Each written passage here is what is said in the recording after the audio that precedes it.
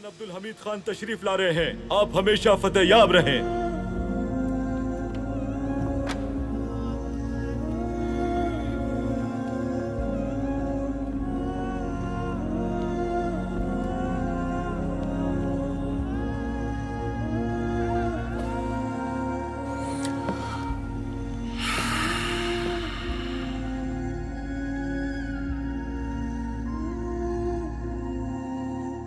آپ سوچ رہے ہوں گے رات کے اس پہر کیوں طلب کیا ہے ہم نے. میرے سلطان، آپ ہر رات اسی طرح کام کرتے ہیں.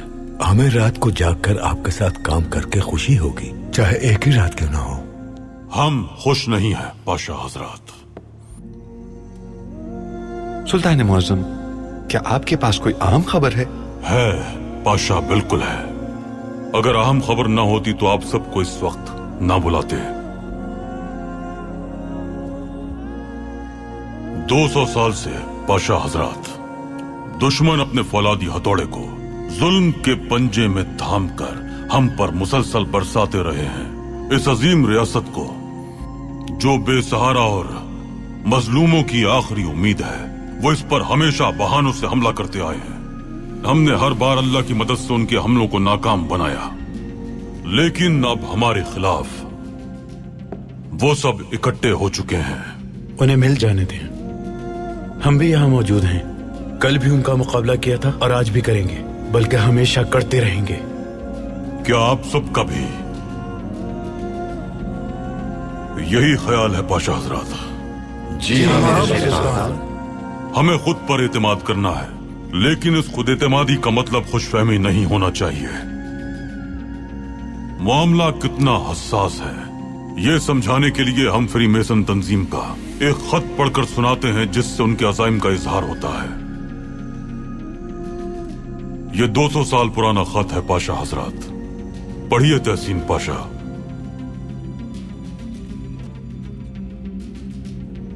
اپنے مقاصد کے حصول کے لیے ہمیں 3 عالمی جنگیں کروانی ہوں گی تاکہ ہم روسی سلطنت کو کمزور کر سکیں، لادینیت اور اشتراکیت کو عام کر سکیں. ہم اپنے جاسوسوں کے ذریعے برطانیہ اور جرمنی کے درمیان اختلافات پیدا کر کے دونوں ریاستوں کو ایک دوسرے کے خلاف جنگ پر آمادہ کریں گے. اور پہلی عالمی جنگ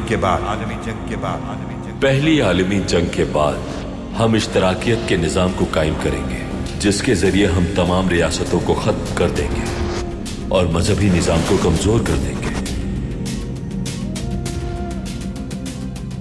پھر ہمیں ایک اور دوسری عالمی جنگ کروانی ہوگی، جس کے لیے ہمیں صہیونیوں اور فسطائیت کے پیروکاروں کے درمیان تنازعہ پیدا کر کے انہیں ایک دوسرے کے خلاف کرنا ہوگا.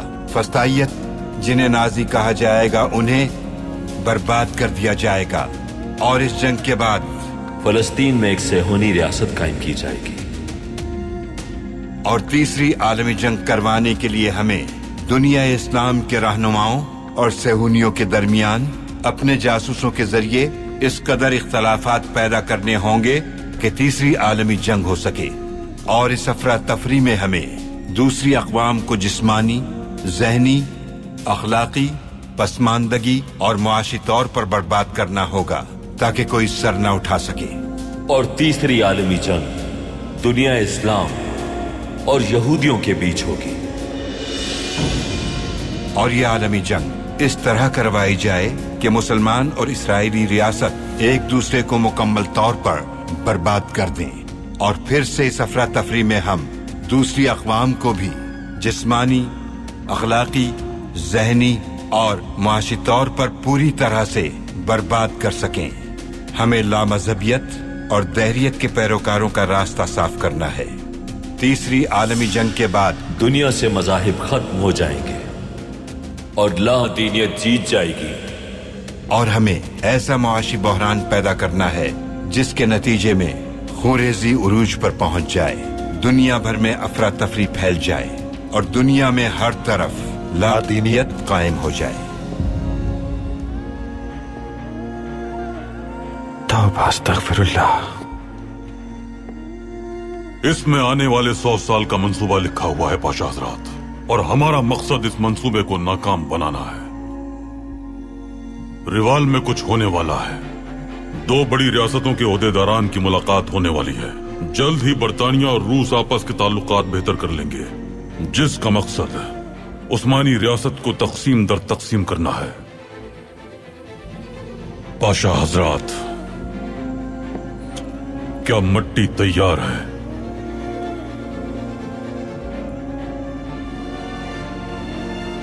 जब बीज बोने का वक्त आता है तो किसान किसी से पूछता नहीं है, वो बस अपना काम करता है। वो बस बीज तलाश करता है। एक बीज ही उसके लिए काफी होता है। बीज चाहे कहीं भी हो, वो किसान उससे आखिर ढूंढ ही लेता है। बीज मिलने के बाद वो फसल की तैयारी के लिए उसे बो देता है, क्योंकि मिट्टी तैयार होती है और जमीन जरखेज होती है। क्या अनातोलिया की जमीन जरखेज है पाशा हजरात? मेरे सुल्तान, मैं आपका मतलब समझ गया हूँ। तुर्क सरजमीन हमेशा जंग, इत्तेफाक और इत्तेहाद का बीज अपने सीने में महफूज रखती रही है। हमारी जिम्मेदारी है अपनी मिट्टी को हमेशा जरखेज और तैयार रखना। अगर हमारे दुश्मन आज इकट्ठे हो जाते हैं और वो मिलकर अनातोलिया पर हमला करते हैं, तो हमारी जिम्मेदारी उसकी हिफाजत के लिए हमेशा तैयार रहना है। इस मकसद के हुसूल के लिए आपको अपनी जात को पसे पुश्त रखना है, क्योंकि आपकी अपनी जात अहम नहीं है। अहम अगर कुछ है तो अवाम के मसाइल हल करना, रियासत की दिलो जान से दिन रात खिदमत करना, रियासत को खुशहाल बनाना आपका काम है। अब जब तक हम रिवाल का मसला हल नहीं कर लेते, हम में से कोई भी चैन की नींद नहीं सोएगा। अगर आज हम रिवाल मुज़ाकरात को रोक लें तो वो कल दोबारा कोशिश करेंगे, और अगर हम कल भी उन्हें रोक लें तो उसके बाद भी वो बाज नहीं आएंगे। हम अपनी जमीन की हिफाजत करेंगे, हम अपनी जमीन को तैयार रखेंगे, ताकि कल हमारे बीज बोने पर वो फौरन फूट पड़े इंशाअल्लाह।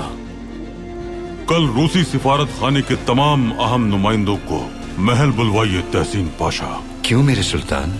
आप बस उनसे कहिए कि मसला बहुत अहम है। पाशा हजरात, आप सब रूसी हुकूमत के साथ हमारे माजी और आज के ताल्लुकात की रोशनी में मामलात बेहतर बनाएं। आज पूरी रात गौर करें। हम चाहते हैं कि कल तक रूस के साथ तमाम मामलात सुलझा लिए जाएं।